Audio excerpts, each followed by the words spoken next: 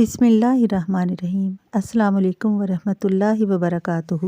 حضرت عائشہ رضی اللہ تعالیٰ عنہا نے ایک مرتبہ رسول اللہ صلی اللہ علیہ وآلہ وسلم سے پوچھا کہ کیا آپ کی امت میں کوئی ایسا بھی ہے جو بغیر حساب کتاب کے جنت میں داخل ہوگا؟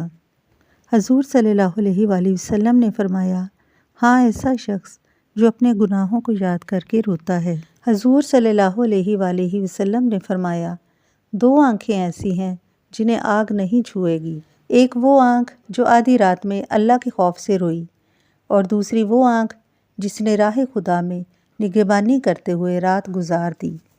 نبی کریم صلی اللہ علیہ وآلہ وسلم نے فرمایا، اللہ تعالیٰ کو دو قطروں سے زیادہ پسندیدہ کوئی بھی چیز نہیں، ایک تو آنسو کا وہ قطرہ جو اللہ کے ڈر کی وجہ سے نکلے، اور دوسرا خون کا وہ قطرہ جو مجاہد کے جسم سے جہاد کی حالت میں گرے۔